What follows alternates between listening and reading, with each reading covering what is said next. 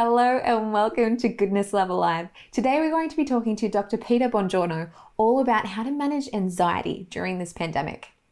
Dr. Peter Bongiorno is an incredible naturopathic doctor that we had the fortunate opportunity of interviewing him for our series last July, and he is incredible. And as soon as we interviewed him, we knew we had to get him on the show for you guys. So sit back, enjoy, and prepare to learn a lot about anxiety.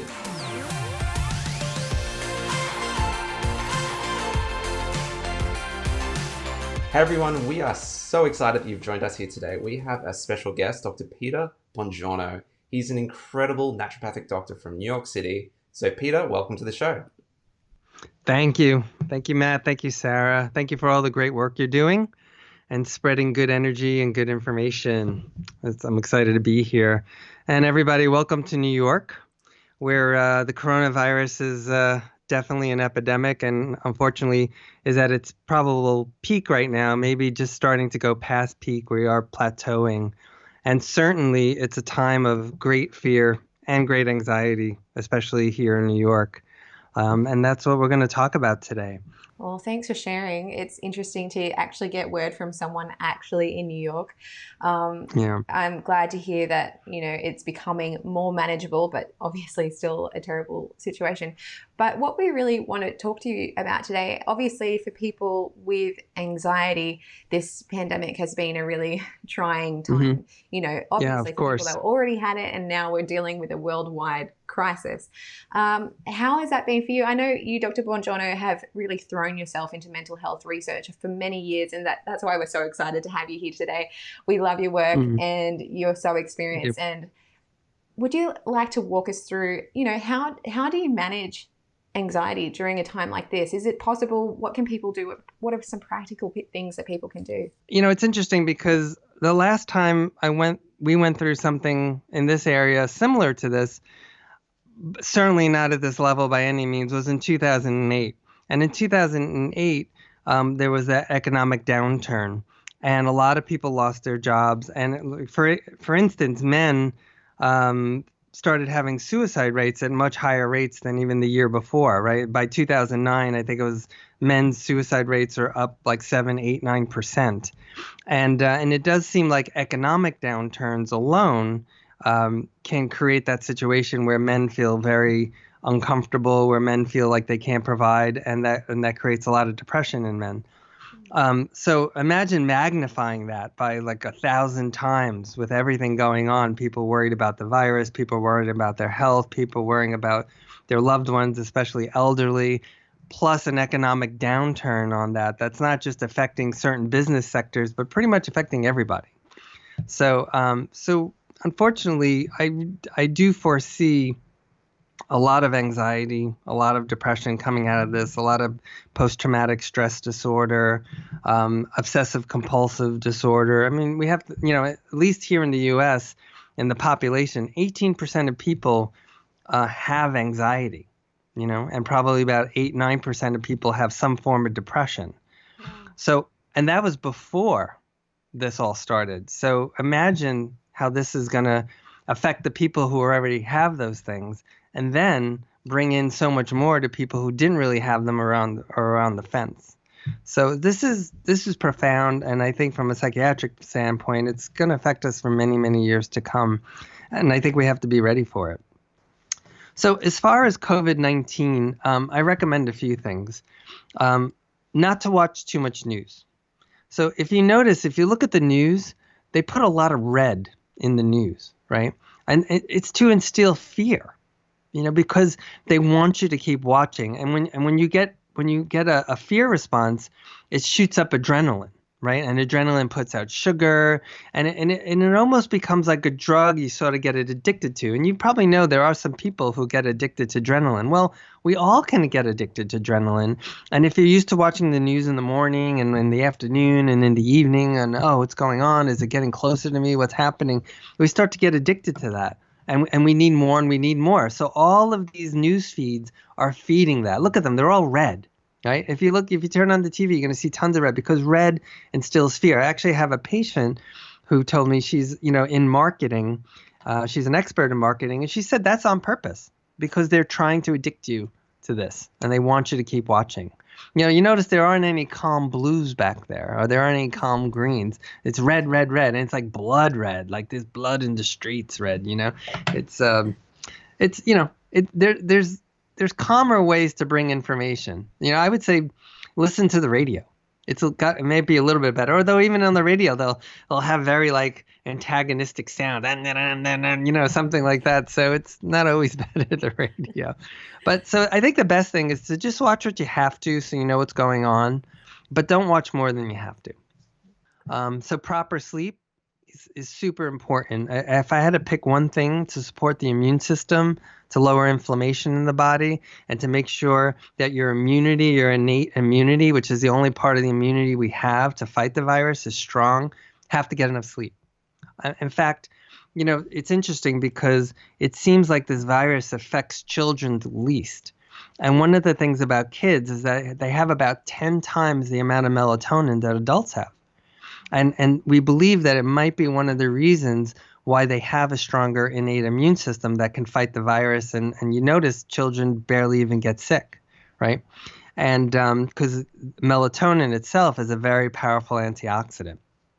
And if you're not going to bed, around 10, 11, 11:30, the latest, you miss your melatonin secretion that comes out, that circadian secretion that comes out in the early evening, and you won't get the benefits of that melatonin for that purpose. So getting to bed early, getting a good quality sleep, at least 7-8 hours is vitally important right now. And it'll calm your body because good sleep has been shown to really lower anxiety and fear response. Right? Because if you're sleeping well, then you're probably not running for your life. So that's good. So interesting about the melatonin. What time does melatonin normally get released in the evening? Yeah. So, well, interestingly, there's different studies, but in general, peak melatonin seems to be around 8:30, 9 o'clock, maybe 9:30 the latest. So we're all probably missing a little bit. I mean, think about it, right? When do animals go to bed in the wild? They go to bed when the sun goes down, right? How late is that? I mean, it depends on the time of year, but it's usually not past 8:30, 9 o'clock, even in the summer, at least here in the States. I guess depending on your latitude, it's going to be a little different. So so it's something that where most of us are missing. Wow, that's early. Cool, thank you. I'll let you keep going. Yeah, of course. No, please ask questions. And so and I have this slide because it's also important that we get out into nature. This is a slide that they looked at almost 1 million children born in Denmark between 1985 and 2003. And then they looked at where these kids were living and how much green space was around them. And what they found was that the lowest levels of green space had up to a 55% increased risk of any psychiatric disorder. So think about that. So the more green space they had, the less mental health issues they had. Oh. I practice in New York City, and I see a lot of stressed out kids. No question about it. And it's, parents who are in the city for different reasons, and they're not trying to hurt their children. Of course, they love their children, but just the fact of having kids in an environment that there's a lot of concrete, not a lot of green space, is not healthy for the brain. Because again, we're animals. Animals do well in natural environments. And there's even studies about, people who get surgery, if there's a window that overlooks nature, they tend to have better recovery and less pain. Or even if they have pictures of plants on the wall, they tend to have better recovery and less pain. So it's very clear that our eyes are looking for those natural images and shapes and greens and things as a way to feel calmer. Great. That's awesome. I think I even saw a study recently that was indicating like enhanced cognitive benefits for people. Like your brain actually works better once you go out in nature. Or just flip through a magazine of nice pictures of nature. No, absolutely. Yeah, it is very interesting. In fact, that same study also showed that they had another rooms with no pictures on the wall, and they had another room with modern art with these very kind of modern art shapes.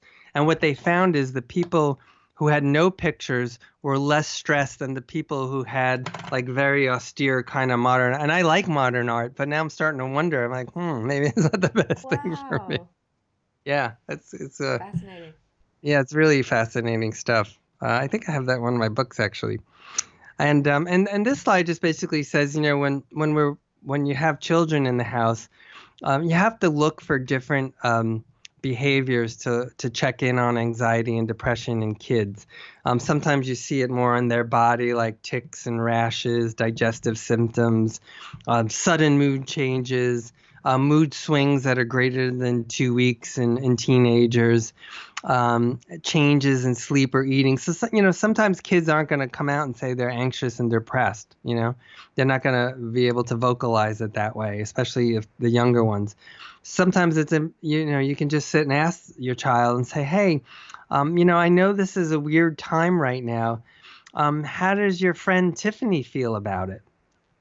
Does she talk to you about it? As a way to sort of bring out what your child is thinking about it. Sometimes if they vocalize it through someone else's experience, it's an easier way for them to say how they feel.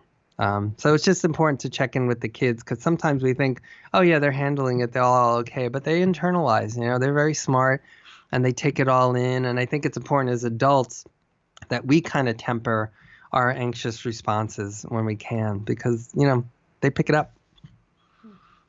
Okay, and then exercise, of course. Again, getting into green space. If I'm going to run, I try to run outside, not on a treadmill, because I think the benefits are just far greater, for the reasons you gave before. But any kind of movement is really important. If you haven't done any exercise, getting out for a walk. I have parents in their 80s that are sheltering in Florida right now. And I check in with my mom and dad every day, and one of the things I ask them is, you guys are going outside, right? You're walking every day. You got to move your body. They have to exercise, especially as we get older, because if you want the immune system to come down a few notches, just sit there, don't move your body.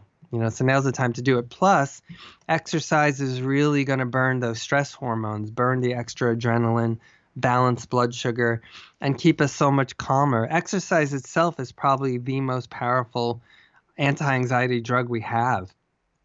And you live longer, right? There's a study out of the University of Copenhagen that shows people who run at a mild to moderate pace 3 times a week. So it's not fast and it's not far. Men live 6.2 years longer. Women live 5.6 years longer than those who don't.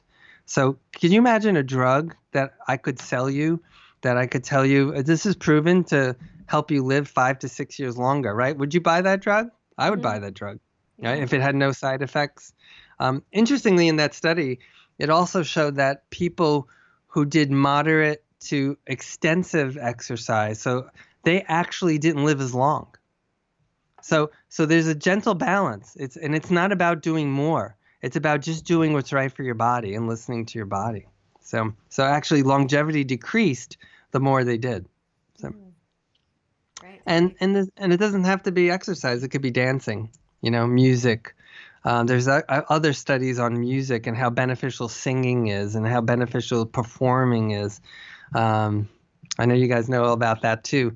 So this study, 2019, 130 people doing Greek traditional dance, right? That's that Opa dance.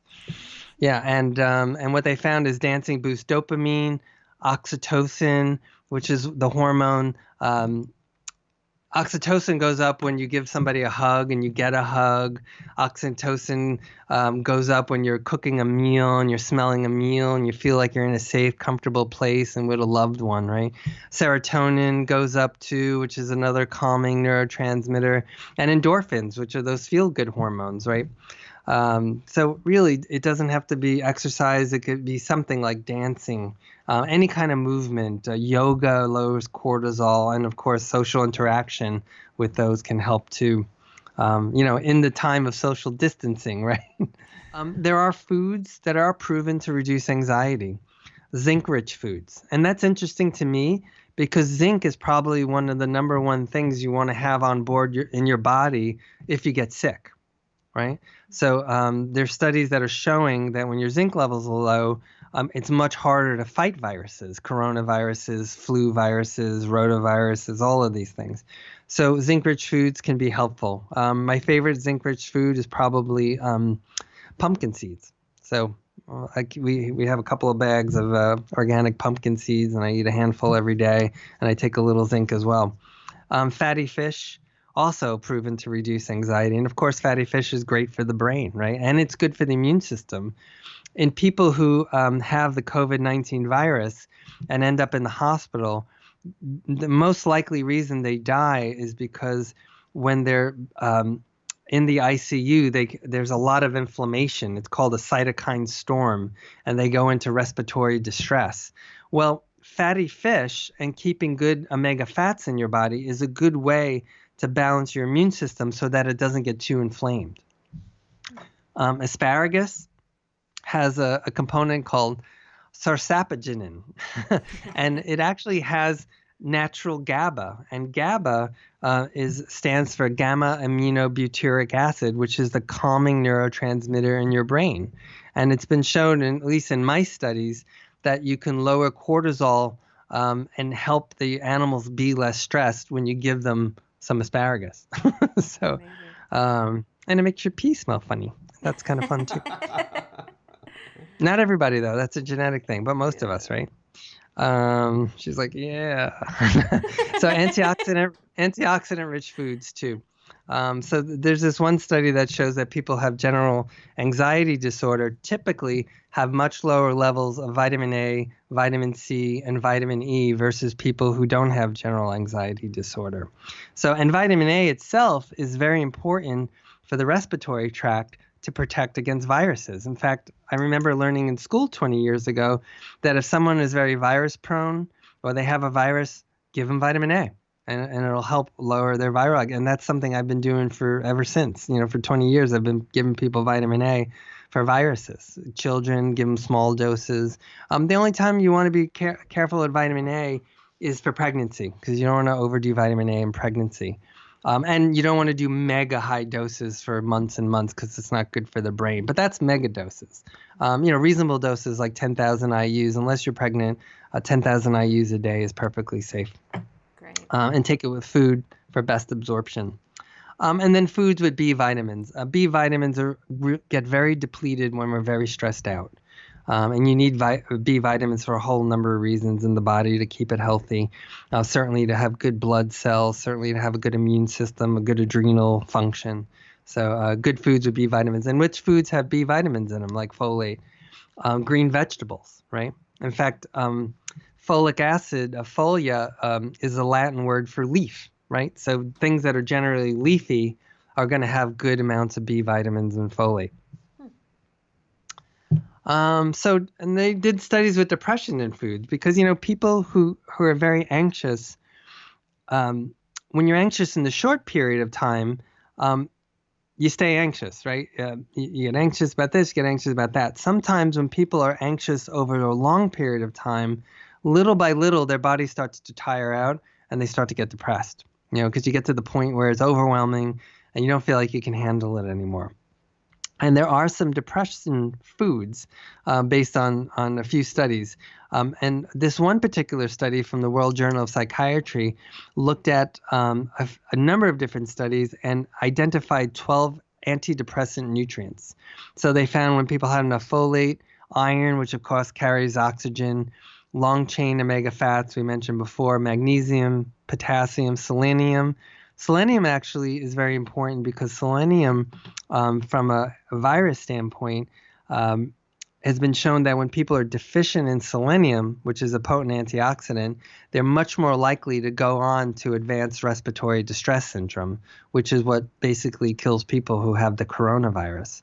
So selenium is really important. The other one that does that is vitamin D. So back to this list: selenium, thiamine, vitamin A again. So you're going to hear a lot of the same things, right? B6, B12, vitamin C, and zinc. Here in Long Island, actually, they took the cue from China, and they've been doing a lot of IV vitamin C, intravenous vitamin C, in patients who are very sick, and they're getting very good results, actually. So it's not a 100% cure, but it seems to be working well. And vitamin C is probably one of the most potent antioxidants we have.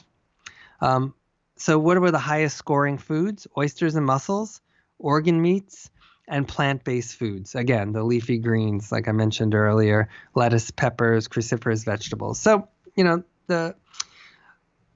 you can't go wrong if you're eating foods that you know are healthy.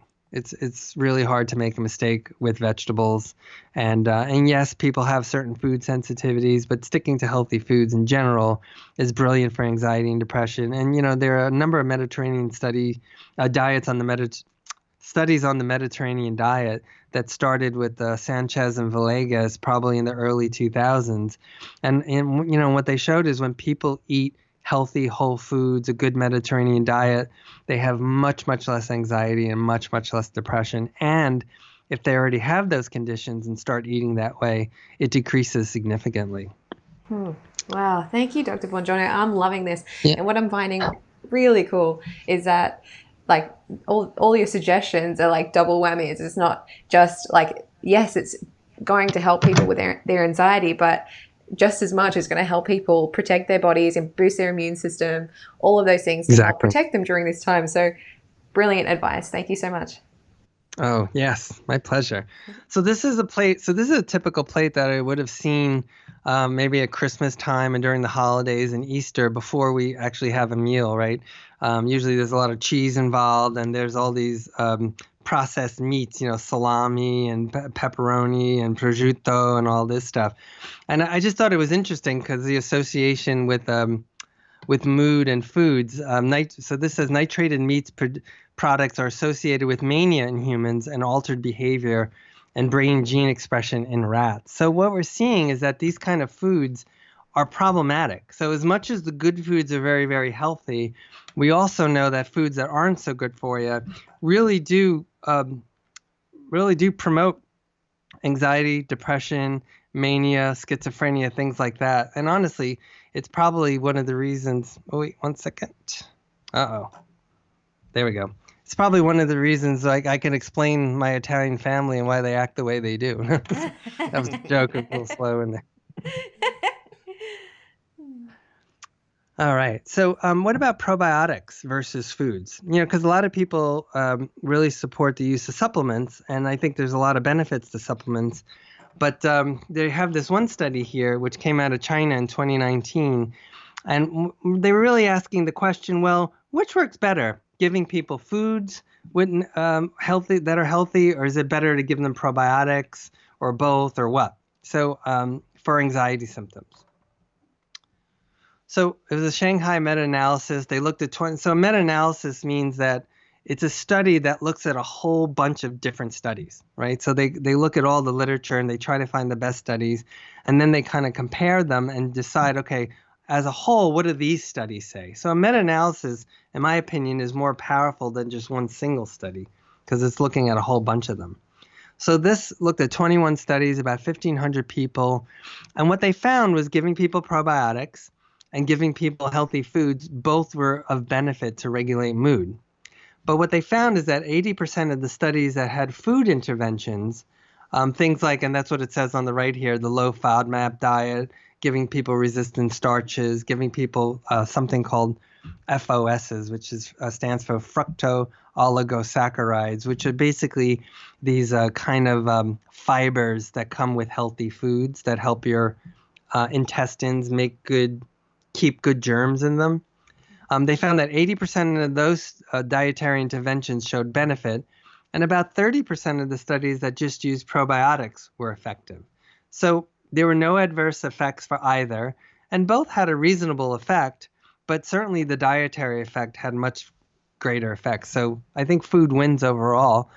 And, for my patients, I give them both because why not? Why not do everything we can at one time? So we mentioned oxytocin before, right? Because eating the right foods can increase oxytocin. This is my dog, Elon, who I mentioned earlier. He's 2 years old now. And I go running with Elon every other morning. We take a nice 3 to 5 mile run, depending on how much time I have or how much time he has. He's busy too. And what's been shown is that when you interact with your animal, it increases oxytocin and decreases cortisol.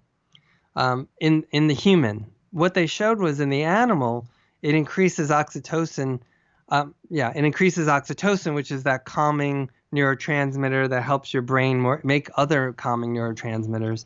But it actually increases cortisol a little bit. and they're not exactly sure why. So I don't know if it's because we stress the dog out a little or because they're so excited that their cortisol goes up too. Either way, when they looked at the studies, it doesn't seem to harm the animal when we interact with them. They seem to like it, so that's a good sign. Okay, good. So, but those of you who love animals, the animals are very powerful in terms of our own health and lowering anxiety. And I have a number of patients who have the coronavirus who are stuck in very small apartments in New York City, and luckily they have animals with them, and the animals can really help very, very much. What are supplements that we can use? So we talked about lifestyle, and we talked about diet, and we talked about dogs and all these things that can calm us. What about the supplements? Well, I like basic supplementation. People should be taking omegas. People should be taking probiotics for the reasons we mentioned earlier. And also a good multiple vitamin. Multiple vitamins have been shown on their own to help lower anxiety and depression. And actually, there's an interesting study in HIV showing that people who take a multiple vitamin who have immunodeficiency from HIV can also get less viruses if they have a good complement multiple vitamin on board. And then I recommend general viral support for the reasons I mentioned earlier. Zinc supports the immune system. Vitamin A supports the epithelial lining. Vitamin C is an antioxidant. Vitamin D and selenium, which when deficient can create more likelihood of advanced respiratory distress. And nettles, I should have written nettles root. Nettle root also has studies in other types of coronaviruses showing that when nettles is present, some of the molecules in nettles, that it's much less likely that the virus will attach. Wow. Green tea also, and if you look at that paper I mentioned earlier, I have the research on that as well. So green tea is also very good for mood. It's very good for people who kind of have low mood. It actually raises dopamine. We give people Wellbutrin and all these drugs to try to raise dopamine, but green tea does a pretty good job. And there's another herb called mucuna, which is an Ayurvedic herb, which can do the same. And then if people start getting sick, I do recommend stronger immune supports. Ginger, in any form you can get it, as a tea, as a supplement, topical lozenges. When people get the upper respiratory symptoms, which is a typical first symptom, coating your upper respiratory, like your throat area, with zinc can help stop the virus from kind of moving further down, which is exactly what you want to do. You don't want to let it get into the lower respiratory tract. And then herbal remedies, elderberry has been shown effective against other coronaviruses. Of course, we don't have studies with this one because it's so new. Andrographis is another Chinese herb, which also has alkaloids and things that can really also help the lower respiratory tract and protect it. And then there's a Coptis formula. It's formula to reduce heat toxicity is the translation from the Chinese. And that's also another formula, and it has things like Scutellaria bicalensis in it, which also has been shown to have good antiviral activity against other coronaviruses. And in the patients that I've seen who started having lower respiratory conditions and situations, I found that the Andrographis and that Coptis formula has worked well. Also high-dose vitamin C, N-acetylcysteine, and glutathione, which is a very potent antioxidant. On the vitamin C, Yes. there's a lot of different forms I've seen out there.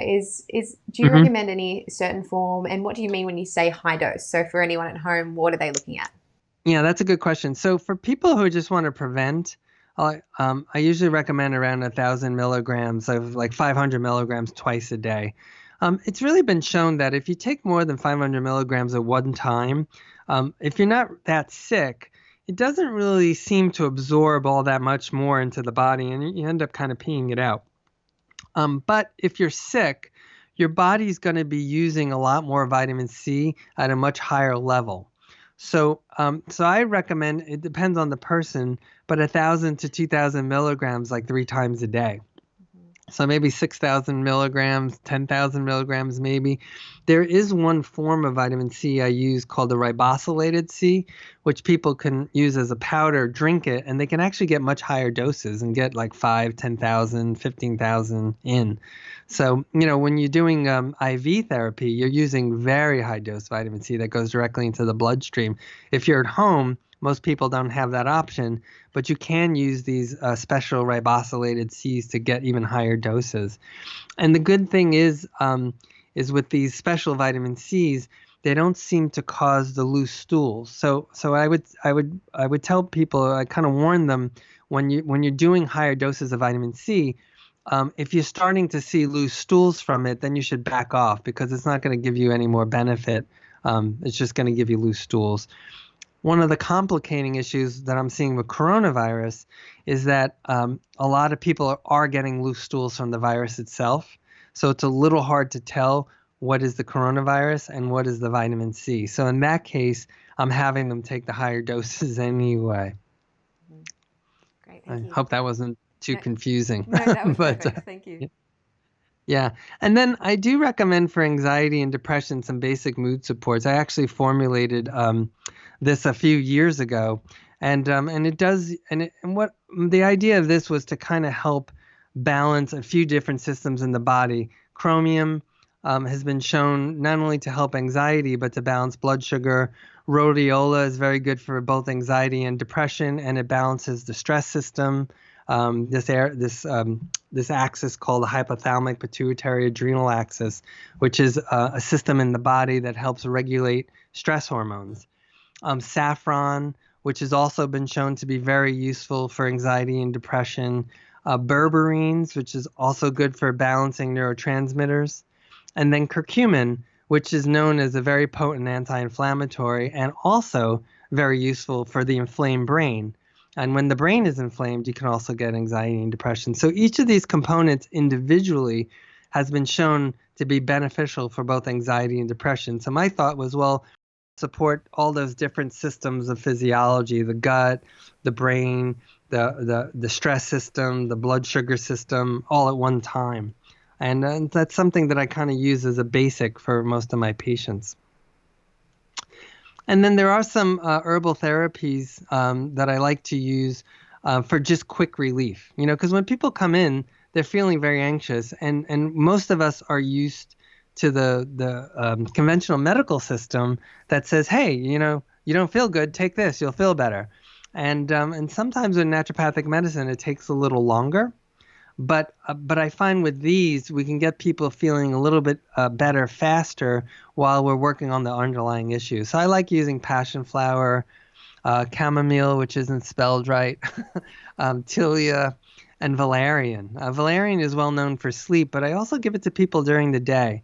Tilia, also known as linden, is very good for people when they have like a lot of arrhythmias and their heart feels like it's kind of beating out of sync, and that happens to them when they get anxious, which is something that used to happen to me. And so even to this day, if I feel a little anxious, I'll take tilia and linden because it's very calming for the heart.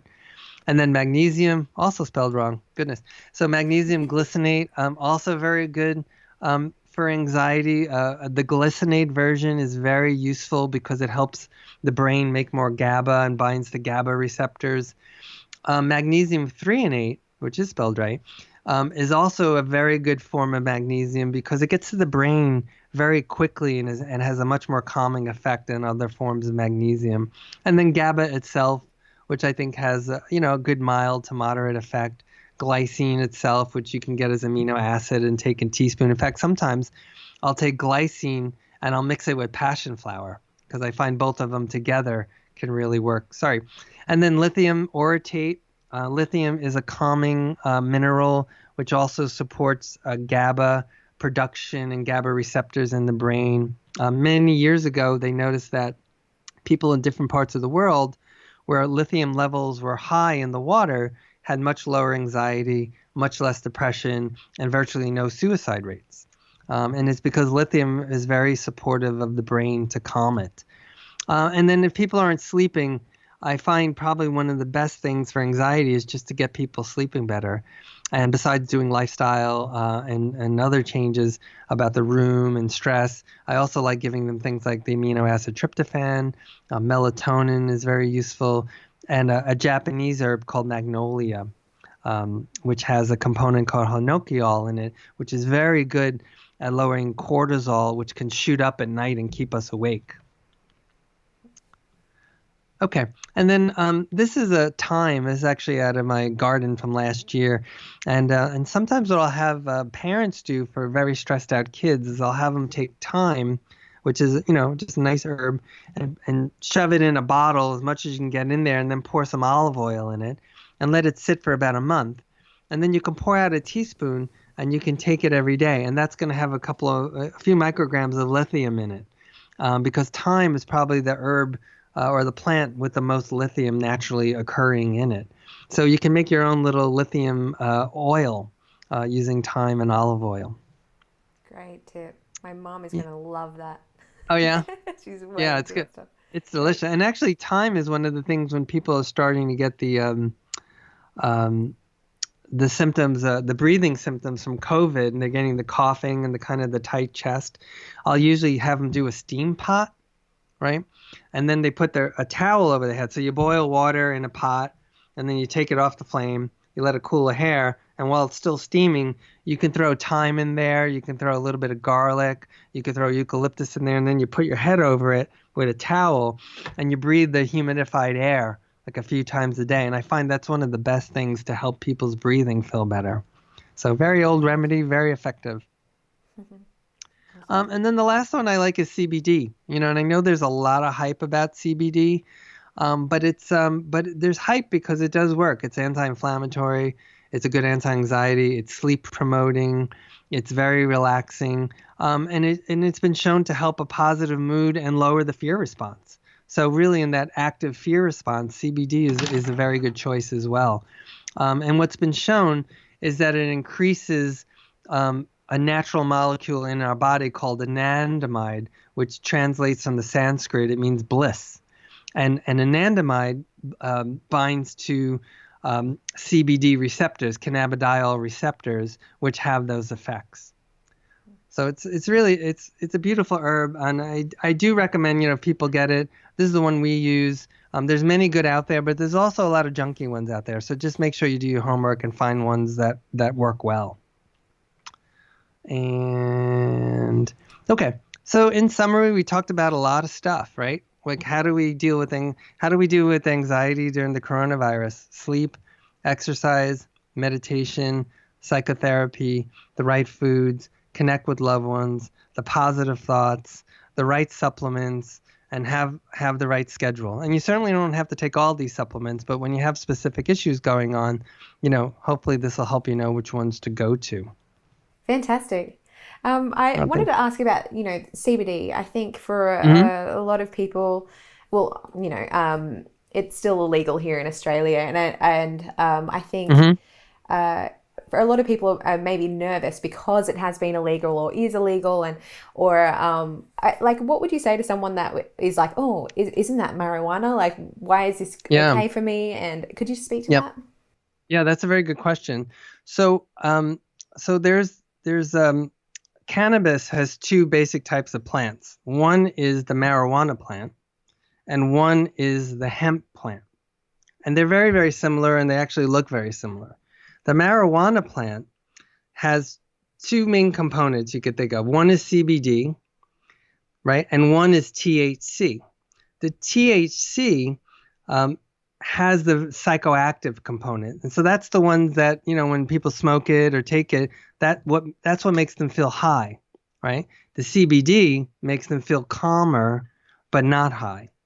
Hemp has only the CBD with trace amount of THC, but not enough to create a psychoactive effect. So for many, many years, because governments couldn't distinguish between the two, they just made sure it was all illegal.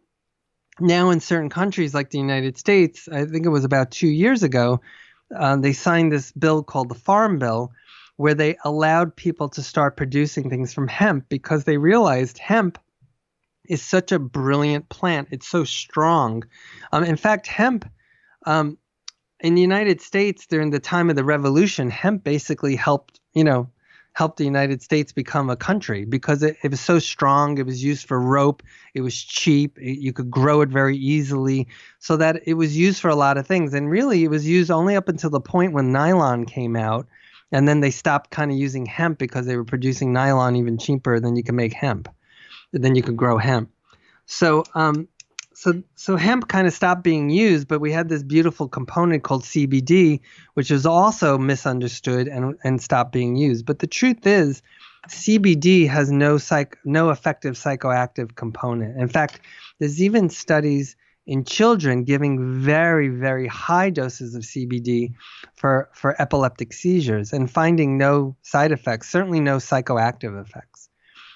Marijuana, on the other hand, for children is not a good idea. In fact, up until the age of 26, the brain is still developing. So marijuana itself, used regularly, is not really a good idea for anyone, and until they're a bit older, like 26, 27, 28, in my opinion. So that's one of the reasons I think they should be careful with legalizing marijuana, because I don't really want 18-year-olds smoking marijuana. I just think they're still a little bit too young from a neurological standpoint. Just a quick question around CBD and sleep, because I'm someone that can wake up at like 3, 4 o'clock in the morning and then like heart's pounding. I haven't had a dream. But I found that if I take hemp oil before I go to sleep, that it's a much better sleep. Is there any science to support that, or is it a placebo effect? No. I mean, what happens is that when you take the CBD, you're increasing the anandamide, and anandamide binds to those cannabinoid receptors here, the ones, we'll go back a little bit. Yeah, so you have this anandamide, right? So what happens is CBD doesn't directly bind. So CBD stands for cannabidiol, right? And it doesn't actually bind to the receptor itself. What it does is it stops one of the enzymes naturally in your body that break down anandamide.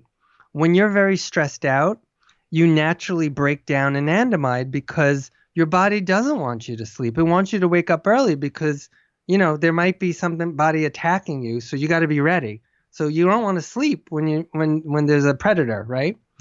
So when your body's in that stress mode, it's going to naturally stop anandamide production by breaking it down. CBD stops the process of the anandamide breaking down, so allows more to be around. So it creates this effect in your stress system of, oh, okay, I don't need to be that stressed. It's okay. I'm not running from a bear. I can sleep. And that's the reason why it works. And there's a lot of science behind it. And that's why it is specifically sleep promoting. It's not going to make you sleepy during the day. It'll make you calm during the day. But if anxiety is keeping you up at night, it will help that. Excellent. Yeah. So it's really a brilliant molecule. And it has I have another slide that shows all the different effects it has on pain, on serotonin, on mitochondrial function. It's really, it's what they call a pleiotropic molecule, meaning it hits all these different places in your body in a subtle but very effective way. And it does seem to have pretty much no toxicity. It's really wonderful. In fact, getting back to the marijuana piece, the first studies on CBD were on people who were taking too much marijuana and too much THC, and they were trying to wean people off the marijuana. So they used CBD because CBD is sort of like the yin to THC's yang, so it kind of helped create balance so people can actually get off of it. So it's a really good molecule. There's a lot of reason why it has all that hype. Awesome. And just a few Q&As, I think. Some frequently asked questions in our group particularly revolve around, if someone's on medication, we don't advise people to just all of a sudden stop it, or that it's the worst enemy in the world. Can you just speak to that for a bit? Because I think a lot of people just don't quite understand that, or they think it's completely harming them and it's evil, or people that are on it are afraid to come off it. Do you have any suggestions for that? Yeah, that's a great question. So my first strong recommendation is if you're taking a medication, do not just stop taking a medication. That is just never safe. And then if you're taking a medication, if you were in a really tough place and the medication is helping, then, see that as a blessing and use that to help you work on the things we talked about today.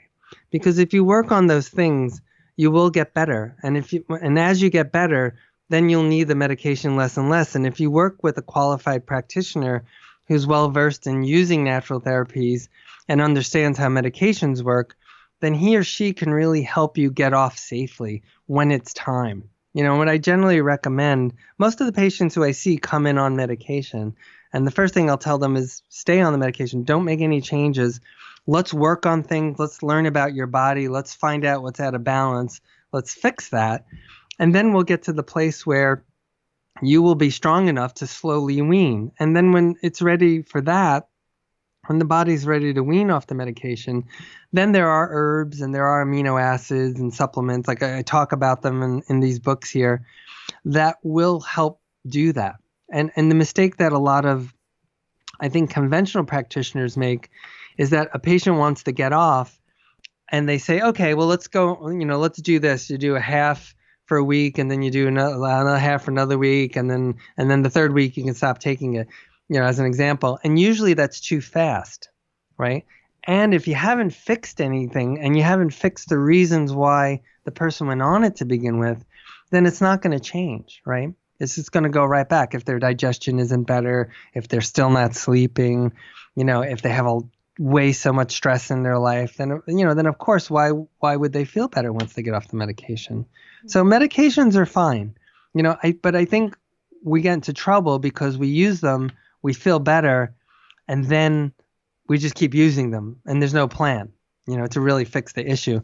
And then that's what happens is whatever the medication is, it eventually stops working, and then you feel really crummy, and then you still need to figure out what the problem is. So that's what it is about medication. It's they can help in very urgent circumstances, but they should not be long-term plans. Well said. Awesome. Great. Well, thank you so much for your time this week. I think it's been an excellent presentation and someone that as we've mentioned before, I think all of us, yourself included, we've all struggled with mental health, and I think we will all struggle with it at least one point in our life. Yeah. If you're watching this and you're not struggling with this, you at least know a family or a friend that is struggling with this. So it impacts all of us, and we've hoped it's like that you've gotten something out of this and you've got some practical tips as to how you can take control of your mental health and move forward with it. And I think that's one of the most positive things I think we want people to come away from this call is that you're not a victim of your mental, sometimes it can feel like it attacks you, you've got zero control over it, and it's not going to get better. And I think one of the biggest things that we'd like to offer is hope that it can get better, that we can work on those fundamentals and we can move on with our lives. One thing I learned is in my own life is that it actually became a strength. What I thought was my biggest weakness became my greatest strength. It's so when you use anxiety to teach you something, you really come out so much stronger and happier. Well, thank you so much for sharing. So make sure we will put his contact details and books, which definitely give him a follow on social media. Get these books. Please. Yeah, so there's Put Anxiety Behind You, How Come They're Happy, and I'm Not, and Holistic Solutions for Anxiety and Depression. So we love Dr. Bongiorno. We are obsessed with him. We're like, ever since we interviewed him, we're like, hey, do you want to do this? Do you want to do this? Do you want to do this? Because we love everything he has to share. I'm sure his books are just as wonderful. So jump in on those. Dr. Bongiorno is still taking tele patients as well. So if you want that one-on-one, definitely reach out. If anyone's interested, on my website, www.innersourcehealth.com, I do have an article. Right now it's about 12 pages. It's completely free, and it is about using immunosupportive natural therapies for coronavirus to help support your body, to help keep it healthy. So please feel free to download that. And if you're interested, feel free to send us your email. We'll be happy to put you on a newsletter because I am updating that as we go along. Thank you again, Dr. Bongiorno. We are so thankful for your time, and I'm sure all our viewers are as well. All right, guys, we hope you enjoyed that interview. Let us know in the comments below, what did you think? Have you tried any of those natural protocols and had any success? We would love to hear from you. Also, give us a thumbs up if you enjoyed it, and if you didn't like it, you know exactly what to do. Anyway, like and subscribe, and we'll see you next week. See you later.